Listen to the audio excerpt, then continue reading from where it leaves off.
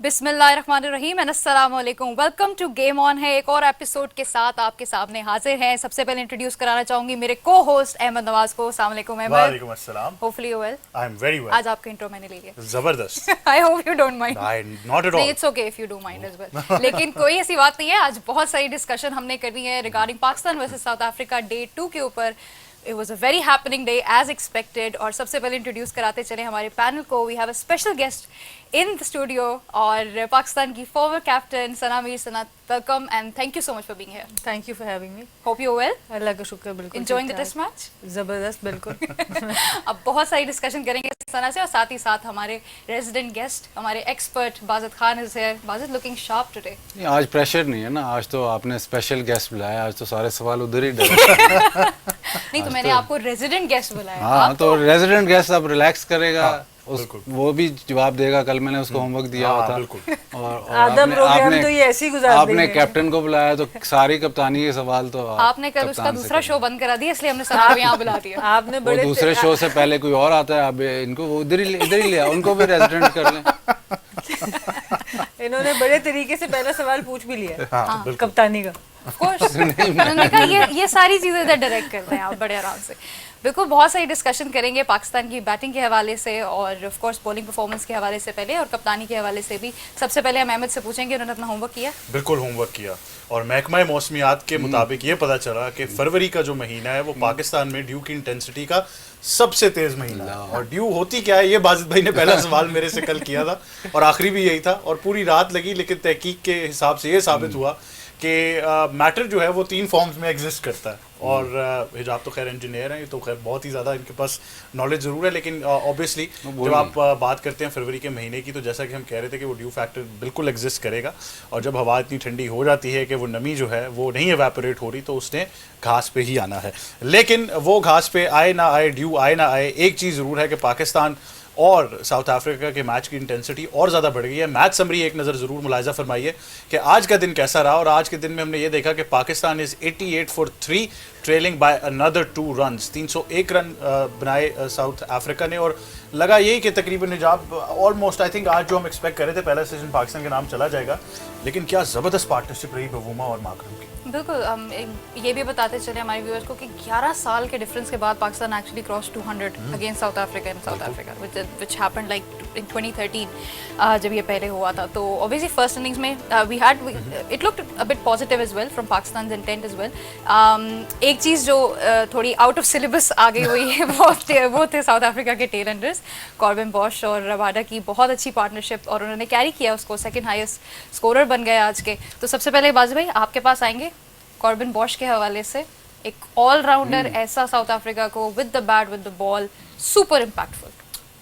हाँ, dream debut, मतलब उसने पहले बॉल पे आउट भी किया, लेकिन सरप्राइज नहीं होना चाहिए क्योंकि इसके फर्स्ट क्लास क्रिकेट में भी इसकी एवरेज 40 से ऊपर है। तो आपको उनको पता होगा कि इसमें एबिलिटी है। ज़ाहिर है मेरे ख्याल से इसका हाईएस्ट स्कोर है, बट एबिलिटी इसने वनडे में भी दिखाया कि किस तरह ये बैटिंग कर सकता है। और शायद जिस सिचुएशन में आया है और नंबर जो इसका है, तो उस वक्त यही ज़रूरत थी काउंटर अटैक की। और कल भी ये बात हुई थी कि 50 ओवर बाद या 40-45 ओवर बाद थोड़ा सा ईज़ ऑफ हो जाता है क्योंकि बॉलर्स भी बॉलिंग कर चुके थे, बॉल थोड़ा पुराना होता है, ईज़ ऑफ होता है। आपने देखा उसने जो ड्राइव्स मारी ऑन दी अप भी, जो शुरू में नहीं लग रही थी, ऐसे रिस्की शॉट था, लेकिन वो खेला बहुत अच्छा। थोड़ा सा इसमें कप्तानी के फिर सना से ही सवाल होंगे कि पाकिस्तान ने भी बॉलिंग तो खैर इतनी अच्छी नहीं की। आप अगर आखिरी 3 विकेट्स पे 110 रन दे देते हो तो ये प्रॉब्लम है। और ये प्रॉब्लम आज का नहीं है, ये काफ़ी देर से आप कंसिस्टेंटली साइड को बॉल आउट नहीं कर सकते, एंड में रन्स करवा देते हैं। तो ये पुराने ज़माने में तो ऐसा नहीं होता था। वसीम वकार हो गया, शुएब अख्तर हो गया, इवन सकलैन मुश्ताक हो गया, वो आपको नहीं करने देते रन। सईद अजमल भी नहीं करने देता था आपको ज़्यादा, स्पेशली लोअर ऑर्डर प्लेयर्स को। तो लोअर ऑर्डर में आपके पास वो fire power in the bowling आपको मिस नज़र आ रही थी कि मिस हो रही है।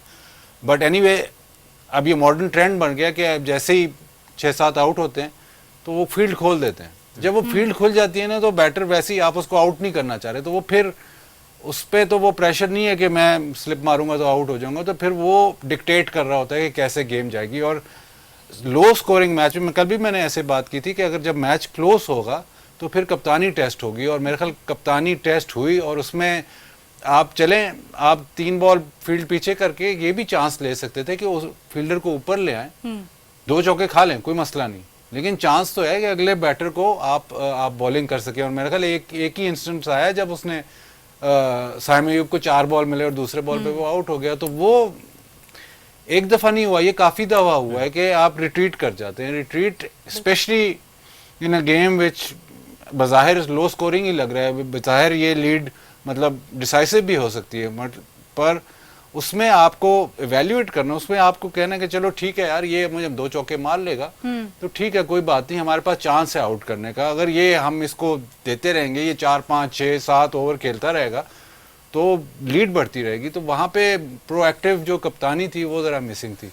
बिल्कुल, ये कप्तानी का सवाल बड़ा पर्टिनेंट है। बाजिद भाई ने सना पिछले प्रोग्राम में भी कहा था कि यहाँ पर एक ही तरीका रन्स बनाने का और वो आपने बाउंड्रीज करनी है, तो आपकी फील्ड प्लेसमेंट्स बहुत मैटर करेंगी।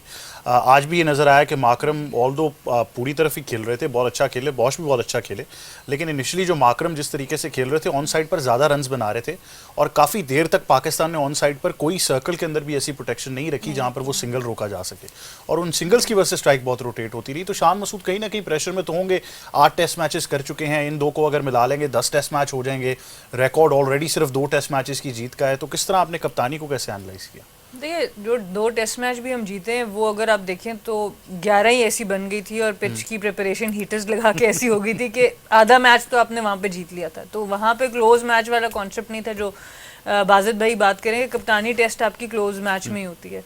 दिन का शुरू भी करें तो मेरे ख्याल से खुरम शहजाद जिस तरह की बॉलिंग करा रहे थे, उनको इतना लेट लाना, सबसे पहली बात तो मुझे ये समझ नहीं आई। 2 विकेट्स उन्होंने लिए हुए थे, उनको नया अटैक बिल्कुल नहीं दिया। नसीम शाह स्ट्रगल शुरू में गए थे, बाद में उन्होंने बड़ा अच्छा कमबैक किया, उनसे ज़्यादा बॉलिंग कराते रहना, और सब अगेन बात स्पिनर को यूटिलाइज ना करना। आप 1-2 ओवर के लिए कर लें, पर बीच में किसी वक्त आप ला सकते थे, साइम अयूब को भी ला सकते थे, सलमान अली आगा को ला सकते थे।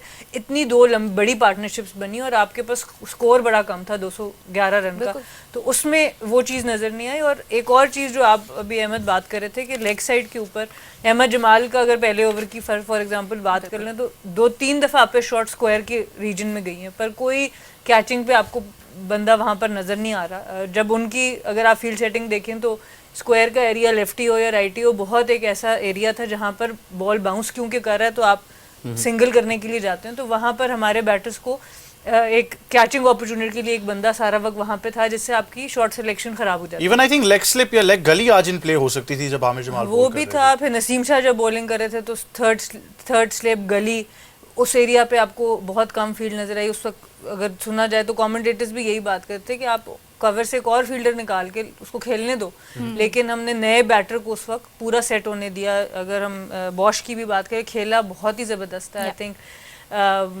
एक प्रॉपर जनरल ऑलराउंडर की तरह ही वो खेला। पहले ही जो चौका मारा उसी से लग गया था कि भाई आज इसका दिन नज़र आता है, क्योंकि ऑन पे इस तरह का बैलेंस शॉट खेलना आते साथ। बट मेरे ख्याल से कप्तानी बहुत एवरेज आज नज़र आई। हाँ, और कप्तानी के हवाले से एक और चीज़ भी थोड़ा सा हमें पैटर्न भी देखने को मिल रहा है कि इट सीम्स लाइक कि पाकिस्तान अच्छा खेलता है पहले इनिंग्स में, एक इमीडिएट इम्पैक्ट आता है, लेकिन उसको कैरी नहीं कर पाता। अगर मैं थोड़ा पास पे जाऊँ तो बांग्लादेश सीरीज़ में ये हुआ था, 26 for 6 you had them, you ended up losing that game. Australia में ये हुआ था, 16 for 4 you had them, you ended up losing that game. So why is it like कि हम इम्पैक्ट अच्छा, स्टार्ट अच्छा ले रहे हैं, इम्पैक्ट अच्छा है, but we are not able to convert that into wins? Killer instinct आने की ज़रूरत है, उसमें थोड़ी सी अग्रेसिव भी कप्तानी आपको करनी पड़ेगी। और आई थिंक किलर इंस्टिंक्ट आपको करने से ही आती है। आप बार बार वो विनिंग मोमेंट्स अगर लूज़ करेंगे तो कॉन्फिडेंस को मज़ीद डेंट ही पड़ेगा। और उसमें ऑब्वियसली आपकी टेक्टिकल अप्रोच भी नज़र आती है, और फिर प्लेयर्स की अपनी एक जो स्किल है वो किस तरीके से उस वक्त आप एक पेज पे हैं कि नहीं, वो भी बहुत ज़रूरी है। दूसरा पाकिस्तान का प्रॉब्लम लॉन्गर फॉर्मेट में ये है कि आपके पास ठीक है, जब बॉल स्विंग हो रहा है, सीम हो रहा है या स्पिन हो रहा है तो आपके पास बॉलर हैं जो आउट कर सके। ये आपने बात की 6 आउट करने की, जब बॉल स्विंग होता रहेगा तो ठीक है।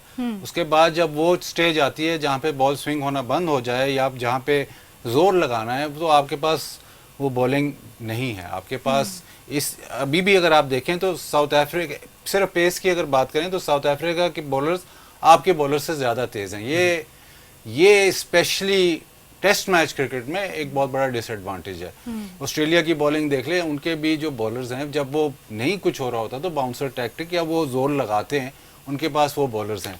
आपके पास एज सच वो रिस्ट स्पिनर नहीं है और ना ही एक्सप्रेस पेस है जो आपको एक्स फैक्टर जो देता है। एक्सप्रेस पेस हो तो ये एंड में जो 110 रन बने हैं या एंड में जो 10वां 11वां 8वां 9वां रन कर रहा है वो मिनिमाइज हो जाते हैं। प्लस अगर कोई रिस्ट स्पिनर है जो दोनों तरफ बॉल स्पिन करता है, वो भी टेल एंडर्स नहीं, लोअर ऑर्डर बैटर्स के लिए मुश्किल होता है और काफ़ी अरसे से पाकिस्तान वो मिस कर रहा है। और बिकॉज ऑफ दैट हम ये देखते हैं कि जो स्पेशली बॉलिंग की मैं बात कर रहा हूँ कि जब आपने आइडेंटिफाई किया है कि जब पाकिस्तान एक स्टेज पे ऐसे लगता है कि अब ये रन थ्रू कर जाएगा, बट वो 15 ओवर 16 ओवर 18 ओवर बाद जब बॉल स्विंग होना बस कर देता है या बॉल उस तरह रिएक्ट नहीं करता, तो फिर आप बेबस से नजर आते हैं। तो ये एक बहुत बड़ा प्रॉब्लम है। और ऐसे नहीं है कि ये सिर्फ पाकिस्तान में ही है, जब आप ओवरसीज भी टूर पे जाते हैं,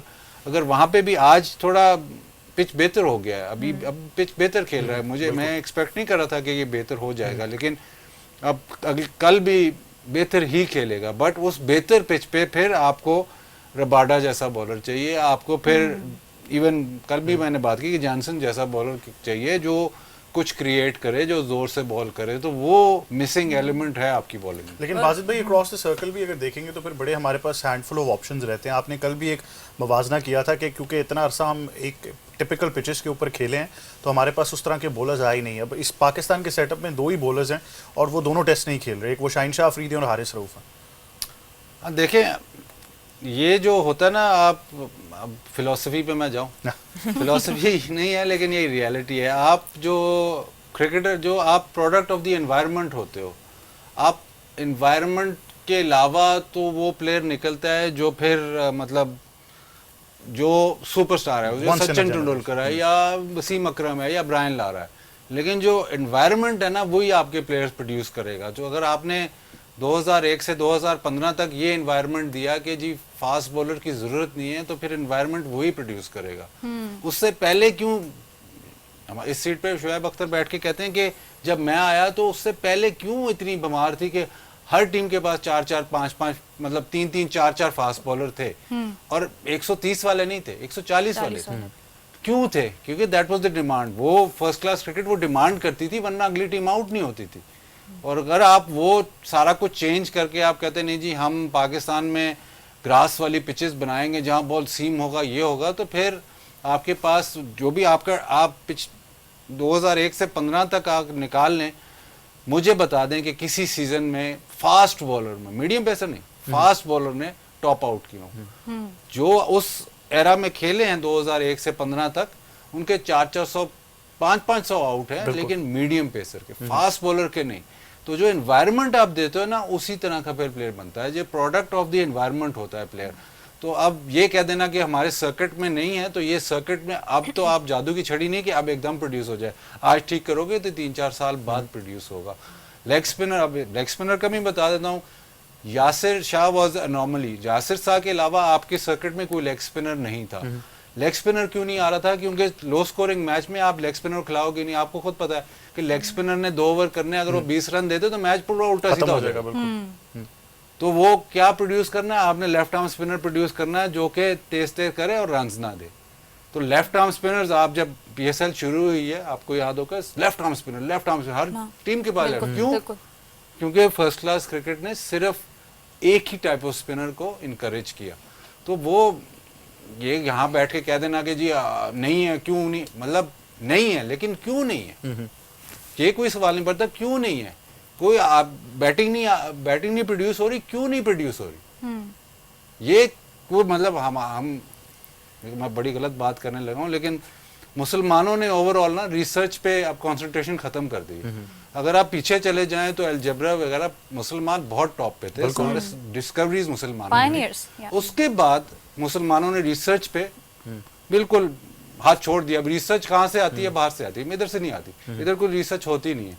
तो जो आपको कह रहा हूँ ना कि अगर मैं सना मीर से कहूँ कि जी मैं ये कह देता हूँ कि जी वो प्लेयर ही नहीं आ रहे, बैटिंग नहीं आ रही, अगला सवाल है कि क्यों नहीं नहीं आ आ रही। अब किसी को ला के बैठा दें, उनसे पूछ लें क्यों नहीं आ रही। मैं तो अपनी थ्योरी दे रहा हूँ, मैं आपको बता रहा हूँ कि, लेकिन जो भी बाकी जो भी करता धरता है उनसे पूछ लेंगे। लेकिन आप ये भी कह रहे हैं कि इमीडिएटली आएंगे भी नहीं, it will take some time. Immediately तो कोई प्लेयर आ ही नहीं सकता ना, उसको टाइम लगता है डेवलप करना। तो आपने अगर प्लेयर डेवलप करना है तो आज वो 15 साल का प्लेयर 5 साल बाद ही प्लेयर बनेगा ना। और आप उसको एनवायरनमेंट वो दोगे कि नहीं जी आपने तेज बॉलिंग करनी है, नहीं जी आप स्पिनर हो तो आपने बॉल स्पिन करना, तो फिर एनवायरनमेंट बनता है ना। ये तो इंग्लैंड वालों ने भी, मतलब जब रॉब की बना है डायरेक्टर क्रिकेट, वो पहले से बातें कर रहा था कि जी जो स्पाइसी पिचेस है दे क्रिकेट ठीक होती है लेकिन दे प्रोड्यूस पुअर प्लेयर्स, क्योंकि स्पाइसी पिच पे मीडियम पेसर ही बॉल करेगा और वो बहुत मुश्किल है, और जैसे ही आप टॉप लेवल पे आते हो तो वो पिच आपको नहीं मिलती। अभी एक कोई एक्सपर्ट्स ये भी कह रहे हैं जी काउंटी क्रिकेट और है फर्क, कि काउंटी क्रिकेट से आप टेस्ट मैच क्रिकेट में फर्क है। फर्क किस चीज का है? पिचेस का फर्क है, बेसिक पिचेस का फर्क है। क्वालिटी तो जाहिर है इंटरनेशनल की बड़ी होगी, लेकिन पिचेस का फर्क है ना। जो काउंटी क्रिकेट में या हमारे फर्स्ट क्लास क्रिकेट में अगर आप गीली पिचेस पे 8-8, 5-5, 6-6 आउट कर रहे हो, जब आपको पुल अप मिलता है कि जी आप इंटरनेशनल करोगे तो वहां पे आपको वो पिच नहीं मिलती। फिर आप कहते हो जी इसका पेस नहीं है, फिर आप कहते हो जी बॉल नहीं पहुंच रहा है, इसका बॉल स्विंग नहीं हो रहा, इंटरनेशनल मटेरियल नहीं है, इंटरनेशनल मटेरियल नहीं है। वो ये बातें क्यों होती हैं? क्योंकि आपने उनको जो नीचे जो दिखा रहे हो उस पर आपकी कॉन्सेंट्रेशन नहीं है। चलाओ जी मैचेस खत्म करो जल्दी जल्दी, हाँ जी हमने इतने मैच करा दिए, फर्स्ट क्लास सीजन खत्म, उस पर कोई कॉन्सेंट्रेशन नहीं है। बिल्कुल। तो जो आपके जो फिगर्स होते हैं वो इन्हांस्ड होते हैं। इन्हांस्ड इसलिए होते हैं क्योंकि वो पिचेस पोर होती हैं। और फिर आप कहते हो कि जी हमारे बॉलिंग स्टॉक्स नहीं है। बॉलिंग स्टॉक्स तो हैं यार, वो 400 आउट कर रहे हैं। उसी तरह की पिचेस फिर आप दो इंटरनेशनल में। वो आपका एआई डेटा सही होता है मेरे ख्याल से, लेकिन ऑन ग्राउंड जो है वो चीजें नहीं है। और हमने दोनों एक्सट्रीम्स नहीं, हमने दोनों किए। एक सीजन में 600 रन्स भी देखे और Yes. 70 पर भी टीम आउट होते हुए देखे। बिल्कुल देखिए, और आई थिंक यही वजह है, express pace is why we are not able to be as effective with the old ball जैसे शायद हम पहले हुआ as करते we थे। have been. बिल्कुल सना, आपका भी इस पे टेक लेंगे। शुरू में हमने देखा दिन के कि Naseem wasn't bowling that well, but post lunch हमने देखा ही was hitting 145 146 regularly and that's when he got the result.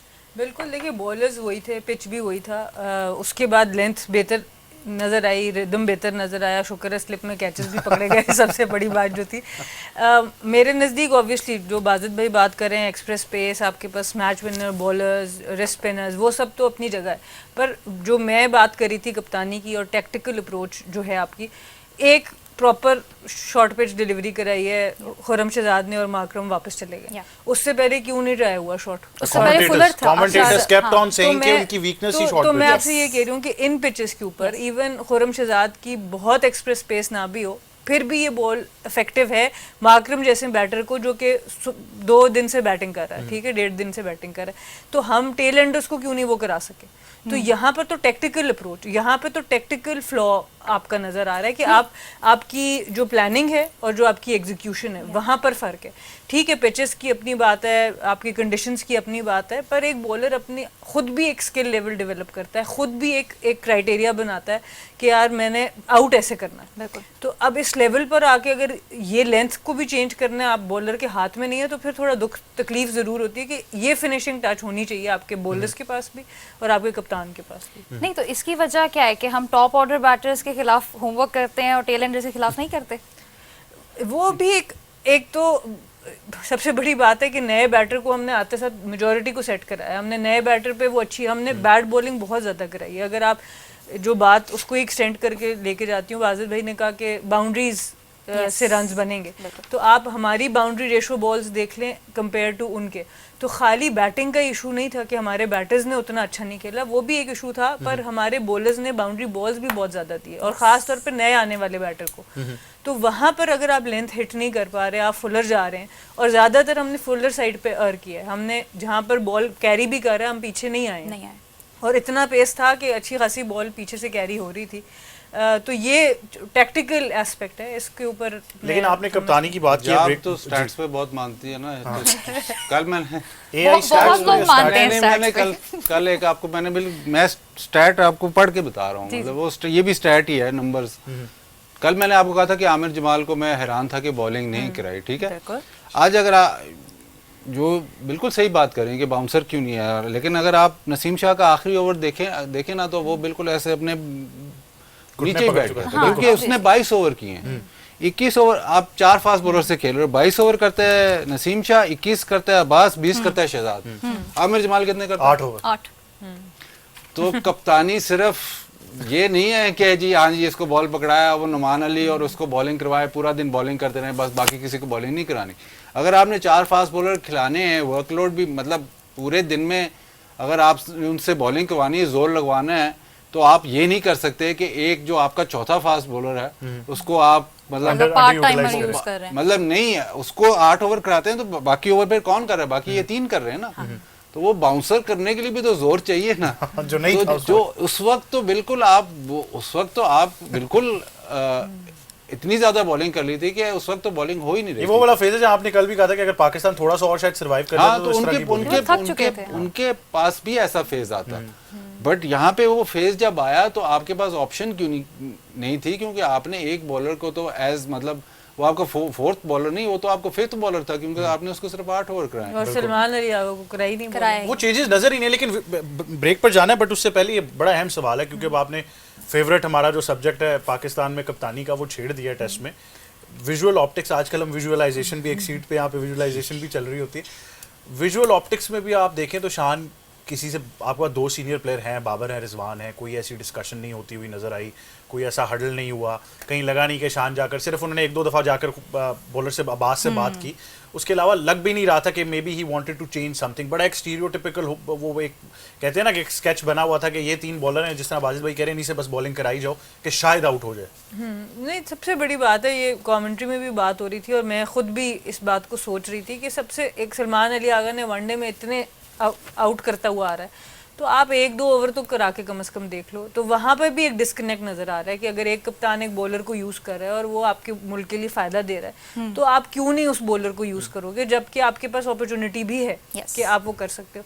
तो वो तो एक डिस्कनेक्ट नजर आ रहा है। और ऑब्वियसली अब जब आप कप्तानी डिवाइड करेंगे फॉर्मेट्स के ऊपर, तो पाकिस्तान जैसे कंट्री में बड़ा मुश्किल होता है। इसीलिए ज़्यादातर कामयाबी तभी देखी हमने जब एक सारे फॉर्मेट का एक कप्तान हो। अनफॉर्चुनेटली उसमें लोड बहुत ज़्यादा हो जाता है, सब चीज़ें हो जाती हैं, पर ज़्यादा नज़र यही आया कि जब कप्तान स्ट्रांग होता है, एक पेज पे आप कैप्टन कोच होते हैं, तो टीम ज़्यादा बेहतर चलती है। ये एग्जाम्पल है या स्टेटमेंट है मुस्तकबिल के लिए? नहीं, मैं ये समझ रही हूँ कि अगर शान मसूद बैटिंग से रन्स नहीं बनाएंगे, कप्तानी तो एक हम अब डिस्कस कर रहे हैं आज के मैच के ऊपर, क्योंकि ऑब्वियसली बाकी बैटर्स ने भी बहुत सवाए कामरान गुलाम की बात नहीं की, पर शान मसूद पे इस वक्त 2 तरह के प्रेशर्स हैं। एक, उनकी बैटिंग से परफॉर्मेंस नहीं आ रही, दूसरी तरफ से उनकी कप्तानी भी बहुत एवरेज नज़र आ रही है।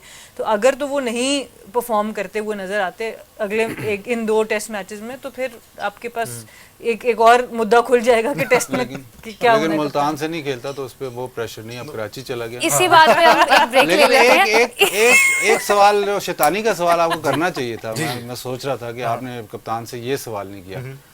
वनडे होता है, हमने इधर बैठ के तारीफी की, यार डीआरएस पाकिस्तान ने कमाल ही कर दिया। और यहाँ बिल्कुल यहाँ वापस आ गया ना। टेस्ट हुआ तो दोनों रिव्यूज इसका मवाज़ना है ना, कप्तान चेंज हो गया। कप्तान चेंज हो गया। तो कीपर तो वही है। कीपर से मशवरा ही नहीं किया डीआरएस पे। आज 2 डाउन द लेग साइड लगे और वो दोनों पे लगा ही नहीं कि उन्होंने शायद एक नजर देखा भी और रिजवान की तरफ, वो बॉलर को ही देखकर ये शैतानी सवाल था, मासूमाना सवाल। नहीं, ये अच्छा सवाल अच्छा था और जवाब भी हम लेंगे इसके ऊपर, बाजिद भाई से ही लेंगे, इन्हीं से लेंगे। लेकिन ये सब और बहुत कुछ, जैसे हिजाब कहती है, बहुत सारा बैंटर। लेकिन एक छोटे से वक्फे के बाद देखते रहिए गेम ऑन है। और ब्रेक से पहले बहुत सारी गुफ्तगू कप्तानी के बारे में हुई जरूर है, लेकिन पाकिस्तान टीम के कॉम्बिनेशंस जो हैं वो तो आपके पास एक्सपीरियंस हैं, अब आप उनको यूटिलाइज कैसे करते हैं? रिसोर्सेज आपके पास सारे हैं। आपने ब्रेक से पहले रिव्यू का सवाल तो ज़रूर किया है, लेकिन मैं फिर कह रहा हूँ कि एक वो जो वनडे के अंदर हमें एक सिनर्जी बनती हुई नज़र आ रही थी, शायद जीत भी रहे तो चीज़ें बेहतर हैं। लेकिन अभी ये डिस्कस तो हो रहा है, अक्रॉस द बोर्ड हो रहा है। शान मसूद का, जिस तरह मैंने कहा, वाइस कप्तान है, सऊद शकील, रिजवान है, बाबर आजम एक्सपीरियंस प्लेयर है, लेकिन इतनी कोई कम्युनिकेशन नज़र नहीं आई। खास तौर पर रिव्यू वाली बात इसलिए ज़्यादा ज़रूरी है कि उसमें सबसे ज़्यादा कम्युनिकेशन विकेट कीपर के साथ होती है, लेकिन वो भी शायद नज़र नहीं आई। ये सवाल कर रहे हैं आपके, इसका जवाब चाहिए आप। मैंने आपसे पूछा था, आपने पहले कहा क्यों नहीं कहते, मैंने क्यों कह दिया? कप्तान से पूछा था, आपने उनसे सवाल पूछा था कि डीआरएस क्यों नहीं सही हो, उन्होंने कहा इसलिए नहीं हुआ क्योंकि कम्युनिकेशन नहीं है। अब वो आपसे मैं पूछ रहे हैं कि कम्युनिकेशन क्यों नहीं है। कम्युनिकेशन, अब ये तो उनसे सवाल, देखिए मुल्तान वालों से तो नहीं करना। डीआरएस में मोस्टली 3 बंदे इन्वॉल्व होते हैं। एक कीपर, बॉलर को नहीं इन्वॉल्व करते, बॉलर इमोशनल होता है, बॉलर तो कहता है आउट है। एक कीपर और एक और डेजिग्नेटेड होते हैं, या वो स्क्वायर का फील्डर हो या सामने का फील्डर हो, उसको डेजिग्नेट करते हैं हर टीम। पाकिस्तान में मुझे लगता है कि डेजिग्नेट नहीं हुई होती। हमने जितने भी मैच देखे हैं, कोई DRS का एक फार्मूला, सेट फार्मूला नहीं है उसमें, चाहे आप गलत हो चाहे सही हो वो अलग बात है, बट आपका कोई फार्मूला नहीं है। काफ़ी सारी टीमें एक प्लेयर जो पॉइंट का फील्डर होता है या और कीपर, उससे पूछते हैं कि हाँ जी, तो वो जब कहते हैं कि हाँ ले लो तो फिर वो ले लेता है। अगर सिर्फ बॉलर पे जाएंगे तो वो पहले 3 ओवर में पूरे 3 DRS पूरे ख़त्म हो जाएंगे। तो वो अभी तक इसमें नहीं मुझे नज़र आया। शायद जब एज कैप्टन जब रिजवान कीपिंग करे तो बहुत ज़्यादा स्विच ऑन होते हैं, तो शायद उस वक्त तो जो उनके पास ही डिसीजन होता है, और शायद क्योंकि वो सबसे क्लोज होते हैं और वो अपनी इंस्टिंक्ट पे ही जाते हैं कि नहीं यार मैं सही कह रहा हूँ तू रहने दे, तो शायद वो वर्क कर रहा था, क्योंकि ये सबसे अच्छा व्यू तो उसी के पास ही है इस वक्त। जो शान मसूद जब आता है तो कोई आपको ये नहीं लगता कि वो किसी खास बंदे के पास जा रहा है, वो कभी किसी की तरफ देखता है, कभी किसी की तरफ देखता है। तो वो जो एक सेट फॉर्मूला है वो पता नहीं क्यों इतने, अब काफ़ी मैचेस हो गए हैं, मतलब ये आज का सिलसिला नहीं है, काफ़ी मैचेस हो गए हैं, तो इस पर अब बहुत essential part of the game है, और इसको अगर आप ज़ाया करते हैं तो आपको हमेशा हर्ट करता है। लेकिन बड़ा कंट्रोवर्शियल हो जाएगा क्योंकि पीपल विल स्टार्ट स्पेकुलेटिंग कि कोई रिफ्ट तो नहीं है, क्या वजह है कि कम्युनिकेशन नहीं, स्पेकुलेट तो हर वक्त होता है, स्पेकुलेशन तो हमेशा ही चलती है। अब जैसे वो जब हुआ था कि शाहीन ने ऐसे हाथ रखा था, शान मसूद ने हाथ रखा, शाहीन ने हटा दिया, उस पर कितनी स्पेकुलेशन हुई।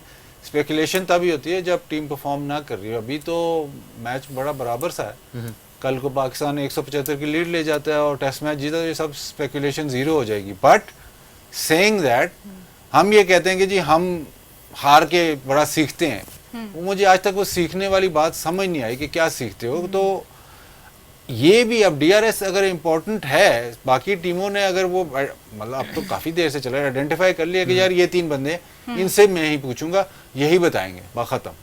इसकी ये बहुत इंपॉर्टेंट बात बाजिद भाई कर रहे हैं, और उसमें एक बहुत बड़ा फैक्टर हमारी टीम में चेंजेस का भी है। एक चेंजेस का फैक्टर और एक स्पेशलाइज्ड फील्ड पोजीशनिंग का भी बहुत बड़ा फैक्टर है। बहुत सी टीम्स में आपने स्पेशलाइज्ड फील्डर्स देखे हैं, पॉइंट का आपका एक फील्डर है, स्क्वायर लेग का एक फील्डर है, बाकी जो है बहुत लंबी इवन रनिंग भी उनको करनी पड़े, फिटनेस लेवल्स भी आपके ऐसे हैं कि वो बहुत ज़्यादा भाग के कर लेते हैं।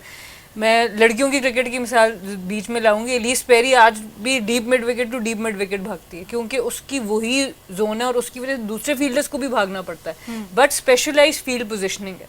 तो ये जो बाजिद भाई बात करेंगे, अगर आपका स्क्वायर का फील्डर है, वो सबसे इंपॉर्टेंट किस लिए?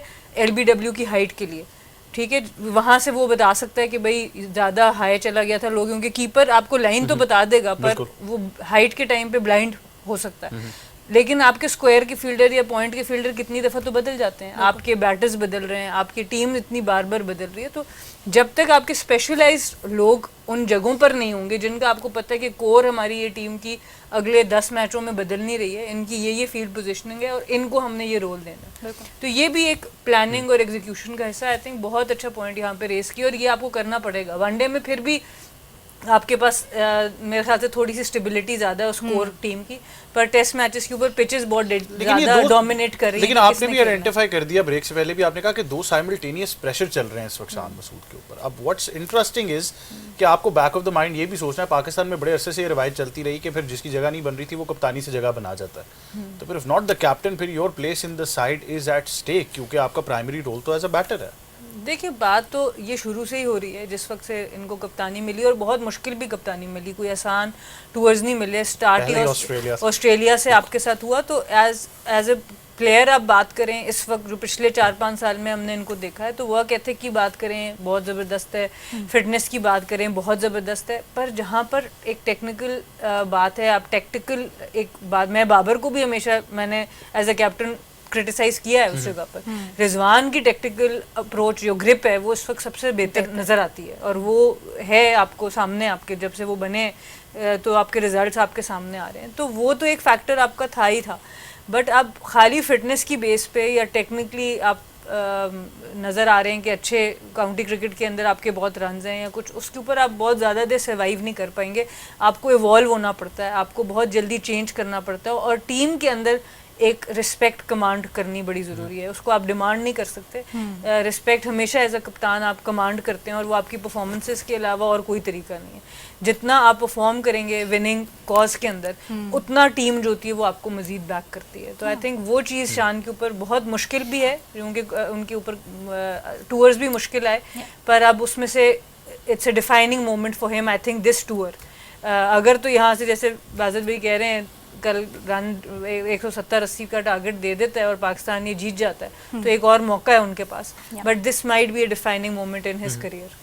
और शायद इसलिए ये फेमसली कहा भी जाता है that your best player has to be your captain, कि शायद वो अपनी परफॉर्मेंसेस की बेसिस के ऊपर ही वो रिस्पेक्ट और वो अथॉरिटी कमांड कर पाते हैं। ये हमारे केस में गलत हो गया ना, अब इतने बेस्ट थे कि सारे ही कप्तान बनते नहीं, हमारे सारे बेस्ट है इसका मतलब।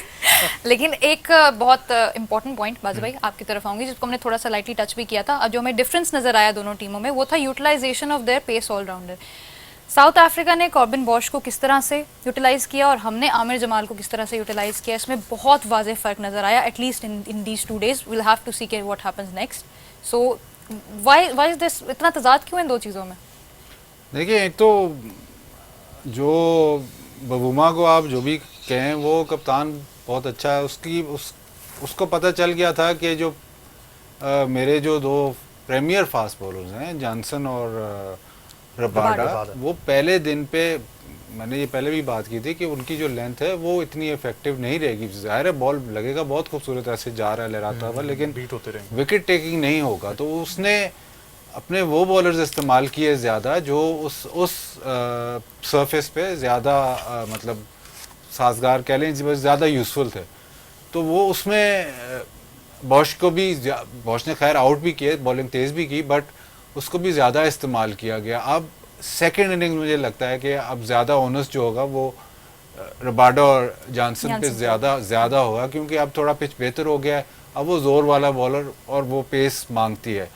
आपने अगर खिलाया है आमिर जमाल को, मेरा सिर्फ पॉइंट ये है, अगर आप 4 बॉलर्स खिलाते हो, कोई भी खिलाते हो, पर्टिकुलर अगर आप एक दिन में एक फास्ट बॉलर से 15 ओवर करा सकते हो ना, इससे ज़्यादा तो नहीं। मतलब अगर आपने 15 ओवर मीनिंग के 90 ओवर में से आपने एक फास्ट बॉलर को 15 ओवर करवाने हैं, तो अगर आपने 15 ओवर करवाने हैं तो फिर 4 फास्ट बॉलर्स को 15-15 करवाते हो तो आपके बनते हैं ये 60 ओवर। उसके बाद आपका 5th बॉलर या 6th बॉलर लगता है। लेकिन इस सिनारियो में आपने 73 ओवर्स कर दिए और आपने अपना प्रीमियर बॉलर उसको 8, मैं मिनिमम कह रहा हूँ, 8 ओवर उसको कम करवाए हैं। तो utilization of your fast bowlers वो ठीक नहीं। आप ठीक है, आप स्कोर बोर्ड पे देखते हो यार आउट करने ये सबसे अच्छी बॉलिंग करना है, ठीक है, but test cricket is played over a long time. फॉरन नहीं टेस्ट मैच, एक सेशन में आप टेस्ट मैच हार सकते हो, जीत नहीं सकते। तो टेस्ट मैच जो है वो एक लंबे अरसे के लिए होता है।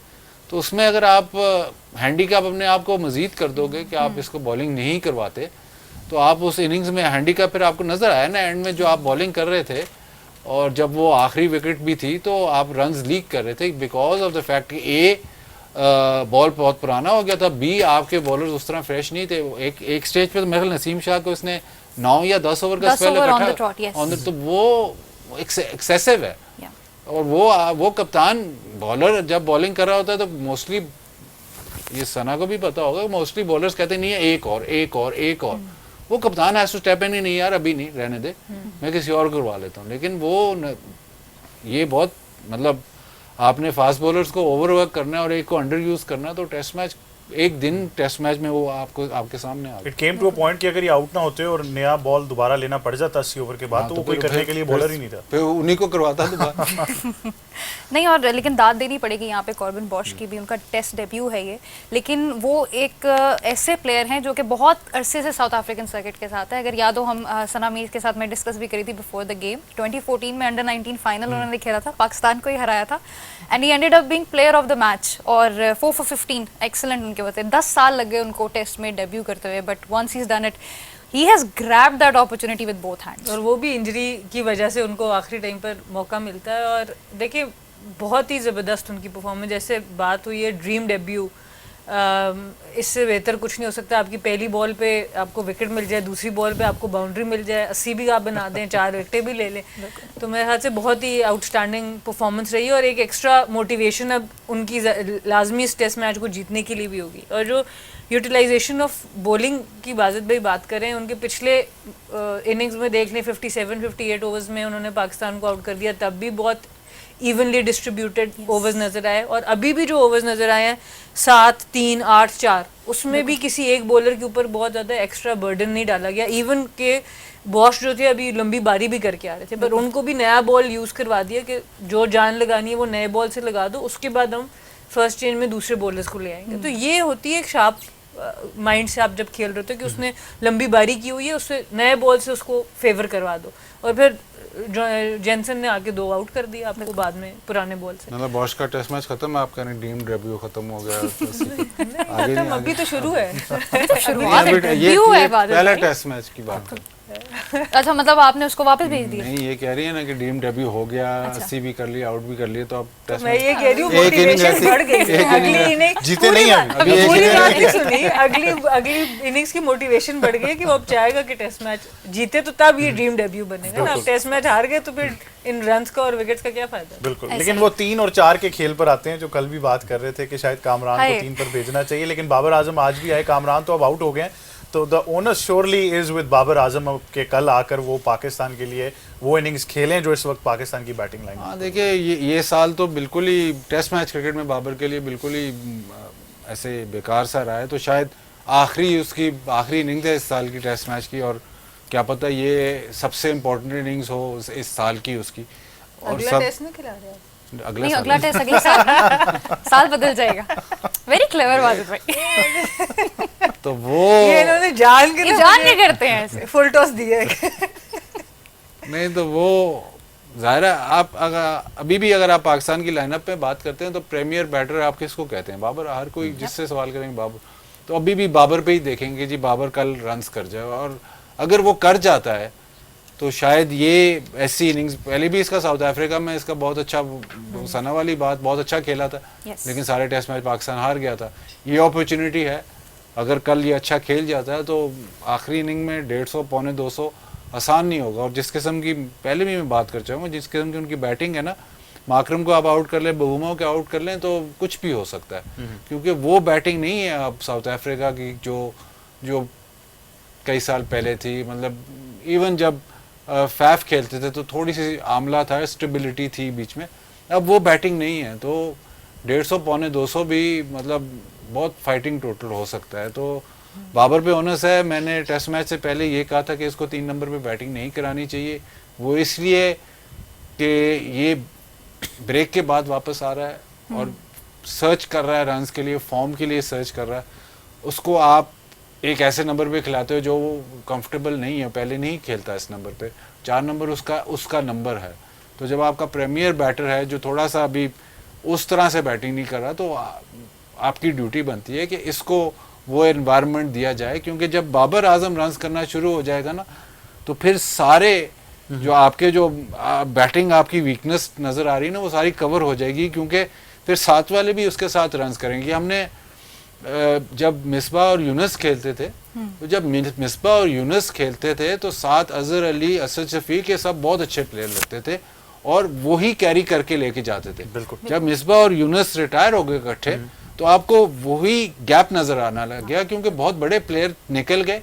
अजहर अली थे, असद शफीक थे, उन्होंने रन्स किए, लेकिन वो टीम में आपको गैप नजर आ गया। तो इस वक्त जो आपका स्टैंड आउट परफॉर्मर है वो बाबर है, और जब वो आपकी टीम में वापस आता है, जो भी आपके साथ रेस्ट कराए, जब आप उसको वापस लाते हो, उस पर पहले ही प्रेशर है, वो पहले ही चाह रहा है कि मैं रन्स करूँ, लेकिन आप उसको एकदम उसका नंबर चेंज कर देते हो। वो तो मान गया, उसने कहा हाँ मैं नंबर 3 खेलूंगा, बट उसका नंबर चेंज कर देते हो। वो मेरे लिए थोड़ा सा कंसर्निंग था। बट अब अगले 20-25 बॉल ये सुबह आके खेल जाता है तो शायद बेहतर हो जाए। अभी भी थोड़ा स्टार्ट इसका शेकी सा था, बट कल देखते हैं कि अगर शुरू में ये 20-25-30 बॉल खेल जाता है तो पिच इसके मुताबिक है। पिच बॉल बल्ले पे अब आना शुरू हो गया। बॉलिंग में भी वो बॉलर्स हैं जिसको आप समझते हैं कि बाबर इन बॉलर्स को नहीं छोड़ेगा, तो वो सिचुएशन है। बट वो इनिशियल फेज निकालना पड़ेगा। बिल्कुल। और जब तक बाबर आजम होते हैं क्रीज पर, एक तसल्ली तो होती है as a Pakistani spectator that he is still standing there, he is still at the crease and he has the ability. अब डर भी उतना ही होता है। नहीं अभी भी मुझे उतना ही डर मुझे होता तो थोड़ा सा अभी भी सुकून होता है that he is still out there. Sana आपसे जरूर पूछूंगी इस बारे में। एक तो ये कि 18 test innings without scoring a 50, उसका प्रेशर है obviously. The world is talking about you, world is always talked about Babar Azam, उस चीज़ का भी प्रेशर होता है। ना चाहते हुए भी शायद बंदा ले लेता है जब आपकी परफॉर्मेंस ना हो रही हो, और ऐसे में आपका नंबर भी तब्दील हो जाना टीम में, दैट्स वेरी काउंटर प्रोडक्टिव। और इससे भी पीछे चले जाएं तो कप्तानी ले लेना और फिर कप्तानी दे देना और फिर वापस ले लेना, वो भी एक ट्रॉमेटिक एक्सपीरियंस। उसमें सबसे बड़ी चीज़ ये होती है कि देखें एक बैटर के पास, हम इधर बैठ के तो बड़े आराम से बात कर देते हैं, उनकी क्लास ऐसी है बाबर की कि बंदा क्या बात कर सकता है बैटिंग के ऊपर, पर बात सबसे बड़ी बैटिंग के ऊपर ये होती है कि आपकी डिसीजन मेकिंग में क्लैरिटी होनी बहुत ज़रूरी है। और जब आप एक प्लेयर को इस तरीके से ट्रीट करते हैं जिस तरीके हमने बाबर आजम को किया, तो सबसे पहले डेंट आता है आपके कॉन्फिडेंस के ऊपर और आपकी डिसीजन मेकिंग के ऊपर। जो पहले कप्तानी ली गई, फिर अब कितनी दफ़ा आप सोचते होंगे हाइंडसाइड में कि बेहतर था मैं T20 से पहले भी ना लेता। USA से हमने T20 में हारे, उसके बाद मज़ीद टीम में प्रॉब्लम्स हुए, फिर आपसे कप्तानी ले ली गई। तो ये चीज़ें एक प्लेयर की लाइफ में जब होती हैं तो हम तो शायद भूल जाते हैं क्योंकि शॉर्ट टर्म मेमोरी हम अगले कप्तान के साथ निकल पड़ते हैं, पर एक प्लेयर की माइंडसेट के ऊपर वो काफ़ी प्रॉब्लम शुरू हो जाती है। शाहीन की भी परफॉर्मेंस में हमने डिप देखा था, अब वो वापस आ रहे हैं। तो एज अ बॉलर वापस आना फिर भी आसान है क्योंकि मार्जिन ऑफ एरर आपके पास है। अगर आपके 2 बॉल बुरे भी हो गए और अगले 2 बॉल आपने अच्छे करा दिए, आप मैच बना सकते हैं। पर एज ए बैटर आपने 1-2 बॉल बुरे खेल दिए, आप सीधा ड्रेसिंग रूम में वापस जाते हैं। तो ये जो आपकी डिसीजन मेकिंग के ऊपर जब आपका डेंट पड़ता है ना कॉन्फिडेंस का, ये प्लेयर की साइकी के साथ खेलता है। और ये मुझे लगता है कि ये बाबर के साथ जो जिस तरीके की ट्रीटमेंट हुई है उसमें थोड़ा टाइम लगेगा। और अगर हम सिर्फ ये अब सोच लें कि जी अब इनको हमने मज़ा चखाना है और इनको हम बिठा दें तो ये ठीक हो जाएंगे माइंडसेट, ये वाली अप्रोच नहीं चलेगी। इस तरह के प्लेयर के लिए ज़्यादा आपने उसको कंफर्ट लेवल देना है कि भाई तुम्हें हम बैक करते हैं, तुम हमारे मेन प्लेयर हो, तुम परफॉर्म करो, और उसके नंबर पे ही उनको खिलाना चाहिए। तो मेरे नज़दीक ये अप्रोच होनी चाहिए जब आपने इस तरह के प्लेयर से परफॉर्मेंस वापस लेनी है कि जिसको आपने खुद डिस्टर्ब किया। तो आई थिंक ये चीज़ें बहुत ज़रूरी हैं क्योंकि एक स्प्लिट सेकंड का डिसीजन है एज अ बैटर जो आपको यहाँ से वहाँ करता है। तो आई थिंक ये एक बहुत बड़ा फैक्टर बाबर की जो कॉन्फिडेंस हिलने का है। टेक्निकली आपकी थोड़ी बहुत टेक्निक में चेंज आती रहती है जब आप एज अ प्लेयर, कभी आपका बैट वायर से आना शुरू हो जाएगा, कभी आप लेट आएंगे, कभी उससे आप फिर भी डील कर जाते हैं। इन बिटवीन अ टूर्नामेंट आप उस टेक्निक को ठीक ना भी करें, पर एडजस्टमेंट जब आपका माइंड क्लियर होता है, आप फ्रेश होते हैं, आप उसको एडजस्ट कर लेते हैं, थोड़ी उसकी डिले मूवमेंट कर लेते हैं, ट्रिगर मूवमेंट को आगे पीछे कर लेते हैं। पर जब आप मेंटली डिस्टर्ब होते हैं तब आपके साथ ये चीज़ें होती हैं। और आई थिंक वहाँ पर हम जो हैं एज ए ओवरऑल मैनेजमेंट को अगर हम समझें, वहाँ पर हमसे प्लेयर्स मिसमैनेज हुए हैं। बिल्कुल। तो इसीलिए आप ऑलराउंडर थी कि आपको कोई मसला ना हो, बैटिंग नहीं तो मजबूरी का नाम शुक्रिया। ताकि अगर बैटिंग नहीं चल रही तो बॉलिंग में कवर वो भी ना चले तो बस फिर फील्डिंग में डर गए। लेकिन आप तो कप्तान भी थी। नहीं, वो सीधा थोड़ी बनी थी, पहले 4 साल का लग रहा और बाद में भी बगैर कप्तानी खेला। तो नहीं, ऑब्वियसली मैं ये समझती हूँ मुश्किल काम तो आपने छोड़ दिया था ना, फास्ट बॉलिंग, फिर क्या रह गया? मैं अफसोस होता है कि जैसे मैं खेल रही थी बाजिद भाई को एक नेट सेशन होना चाहिए था। बिल्कुल। नहीं, वो अभी भी हो सकता है। अब तो मेरी बीक खत्म हो गई। नहीं, I've seen you getting good enough practice in your last tournament. वो आप वो थोड़ी सी तो खत्म हो जाएगा, वरना तब फिर हमारे पास कोई फुटेज होती है, इधर हम चलाते। नहीं, अब it's only girls who can golf. अब वो वाला प्रोजेक्ट चल रहा है। एक छोटे से वक्फे की तरफ जाएंगे, वापस आएंगे, कुछ मजीद डिस्कशन जरूर करेंगे और पाकिस्तान के लिए क्या हिकमत अमली अब होनी चाहिए। ये बड़ा ज़रूरी है कि आपने बैटिंग तो भरपूर करनी है, उन ओवर्स का भी फ़ायदा उठाना है। और एक चीज़ छोटी सी है जो हम अभी भी शायद कंसिडर नहीं कर रहे, लेकिन वो ब्रेक के बाद देखते रहिए। गेम ऑन है, welcome back to game on है, और बात हो रही है कि पाकिस्तान की क्या हिकमत अमली होनी चाहिए। एक चीज़ बड़ी इंटरेस्टिंग है और वो बाजिद भाई ने उसकी निशानदेही ज़रूर की थी कि यहाँ पर टेस्ट मैच बहुत तेज़ी से प्रोग्रेस करता है, लेकिन इन बिटवीन हम फिर भी शायद ये चीज़ नहीं कंसिडर कर पा रहे कि अभी सिर्फ 2 दिन हुए हैं टेस्ट मैचेस में। और अगर आप बात करें तो 143.1 ओवर अब तक हो चुके हैं और 2 इनिंग्स ख़त्म हो चुकी हैं, यानी 20 विकेट्स वो हो गई। और उसके बाद आप अगर आज के दिन की भी बात कर लें तो जहाँ पर पाकिस्तान ने 3 खिलाड़ी अपने जो है वो पवेलियन वापस भिजवा दिए, तो इसका मतलब है कि 23 खिलाड़ी आउट हो चुके हैं 143 अगर आप बात करें 143.1 overs in 2 days, so almost 2 innings have been completed and the third one is underway. तो बाजिद भाई अभी भी 3 दिन का टेस्ट मैच, अगर आप ऑन पेपर चलेंगे तो 3 दिन अभी हैं, बट पाकिस्तान जिस तरह हम बार बार कह रहे हैं, जिस तरह आपने कहा बाबर आजम को स्टेप अप करना पड़ेगा, लेकिन अब इसमें फिर ये एक सिनारियो आ जाता है कि यहाँ पर रन्स बनाने पड़ेंगे, कितने ओवर्स अभी रहते हैं, पाकिस्तान को किस तरीके से इसको अप्रोच करना? नहीं, ओवर्स का तो इधर कोई इशू नहीं है, नॉर्मल आप बैटिंग करें। अब वो जो पहली इनिंग में था ना कि बॉल सीम हो रहा है तो हमने तेज़ खेलना है, वो सिचुएशन नहीं है। अब तो थोड़ा बेहतर है पिच, अब आप इनिंग्स बिल्ड कर सकते हो। ऐसे नहीं है कि यार नहीं मैं मारता ही रहूँ, हो रहा है बॉल सीम थोड़ा सा होता है, बट आप इनिंग्स बिल्ड ज़रूर कर सकते हो। तो वो कल जो आपके दोस्त आए हुए तो कह रहे थे कि बारिश हो जी, मैं बारिश से कोई फ़र्क नहीं पड़ता क्योंकि टेस्ट मैच का रिज़ल्ट आना ही आना है। यहाँ पे इतनी जल्दी वो सारा कुछ होता है कि टेस्ट मैच का रिज़ल्ट आना ही आना है। तो आपको सेंसिबल होना, मतलब अगेन बैलेंस होना पड़ेगा। ये नहीं है कि भाई बस बैड टाइम, लेकिन इधर जो रन्स बनते हैं वो बाउंड्रीज से ही बनते हैं। तो इन बिटवीन जो बाउंड्रीज के इन बिटवीन आपने खेलना है वो इसलिए थोड़ा सा आसान होगा क्योंकि इतना ज़्यादा सीम मूवमेंट अब कम हो गई है, कदरे कम हो गई है। तो नॉर्मल आप बैटिंग करें, आप 150 के बाद जो प्रेशर है वो सारा फिर साउथ अफ्रीका पे चढ़ता जाएगा अगर आप पार्टनरशिप लगा सकते हैं। बैटिंग है आपके पास, अभी सऊद और बाबर हैं, रिजवान है, सलमान अली आगा है, आमिर जमाल है, तो बैटिंग तो है आपके पास। और ऐसी सिचुएशन नहीं है कि Pakistan out of the game है। और बेहतर हो सकती थी अगर आप आखिरी 3 विकेटें जल्दी ले लेते तो और बेहतर हो सकती थी, लेकिन अभी भी कोई ऐसी सिचुएशन नहीं है कि वो बिल्कुल ही आप पे डोमिनेट कर गए हैं। जिन का आपने नाम लिया 73 रन उन तीनों ने बनाए नीचे से आगे पाकिस्तान के। हाँ, मैंने देखा था कि आखिरी 3 ओवर में आखिरी 3 विकेटों पे 110 रन बने हैं, तो वो डिफरेंस आप कैचअप कर रहे हैं। बट बाबर, इवन साउथ शकील को भी एज इन फोर्स नहीं करना चाहिए जिस तरह वो खेलते हैं। अब वो सिचुएशन, वो पिच नहीं है जहाँ पे बॉल ज़्यादा बाउंस हो रहा है, तो वो नॉर्मल अपनी बैटिंग करें। इवन सलमान अली आगा कोशिश ये करें कि ठीक है, जो रन्स मुझे ऐसे लगता है कि पैटरसन और बॉश को रन्स हो सकते हैं इस इनिंग्स में। थोड़ा सा जो रबाडा और जैनसन जो हैं वो अटैक करेंगे आप पे, और अगर आप उनका जो वो बाउंसर भी करेंगे और शॉर्ट ऑफ लेंथ करेंगे, अगर आप वो अबूर कर जाते हैं तो फिर आपके लिए रन्स हैं इधर। बिल्कुल। सना, आपका भी टेक लेंगे इसके ऊपर। पहले तो ये कि जानना चाहेंगे कि 90 रन्स की तो उनकी लीड थी, तो ऑब्वियसली फर्स्ट आपको वो ओवरकम करनी है, and then of course you have to set a target for them as well. तो आपके माइंड में वो क्या टारगेट है, वो क्या लीड होगी that would challenge south Africa, considering अभी लाइक बाज़ भाई सेड बैटिंग थोड़ी आसान हो गई है। तो इसके हवाले से क्या टोटल होगा और क्या हिकमत अमली होनी चाहिए खास तौर पे पाकिस्तान की कल, because tomorrow would probably be the most important day. बिल्कुल, पहला घंटा स्पेशली सबसे ज़्यादा इंपॉर्टेंट होगा। अभी 2 रन की लीड बाकी रह गई है और 3 डाउन हम ऑलरेडी हैं, तो अब बहुत ज़्यादा डिपेंड करता है अगले 2 से 3 विकेट्स जो हैं वो आपकी हमारी लीड 100 से पहले ना गिरें। क्योंकि अगर वहाँ पे ब्रेक थ्रू मिल जाता है साउथ अफ्रीका को तो एक मेंटल एज बहुत ज़्यादा आ जाएगा, क्योंकि अभी हमने इवन भी नहीं किया।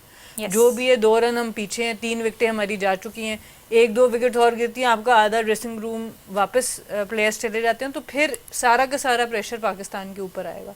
तो मेरा ये ख्याल है जिस तरह की बॉलिंग हम कर रहे हैं और जिस तरह की हम लोग की यूटिलाइजेशन है, तो 180 से ऊपर ही थोड़ा सा कंफर्टेबल आप जा सकते हैं। उससे नीचे कुछ भी स्कोर होगा तो हम लोग जिस तरह अभी कर रहे हैं, करने को तो आप 150 140 पे भी टीमों को आउट कर सकते हैं, और 2 विकेट्स आपको मेन लेनी है अगर देखा जाए, लेकिन आप कॉन्फिडेंस बॉश का भी बहुत ज़्यादा है। सो आई थिंक इस वक्त जो नज़र आता है वो सबसे पहले जो 3 आपके प्लेयर हैं, बाबर आजम है, सऊद शकील है और रिजवान ने आगे आना है, सलमान अली आगा ने, इन 4 लोगों को कम से कम 150 160 पे टीम की लीड को कम से कम लेके जाना होगा। उसके बाद बाकी आप टेल अंडर से 40-50 रन एक्सपेक्ट करें, लेकिन अगर इनमें से कोई विकेट गिर जाती है फिर पाकिस्तान का ट्रबल। तो इस वक्त डेफिनेटली साउथ अफ्रीका जो ड्राइविंग सीट पे है, क्योंकि अगर तो हमारी विकेट्स ना गिरी होती और हमने लीड के करीब पहुंचे होते तो फिर आप एक कंफर्टेबल स्टेज पे। इस वक्त डेफिनेटली साउथ अफ्रीका एक ड्राइविंग सीट पे है और पाकिस्तान को भी कैचअप करना है, और है तीसरे चौथे दिन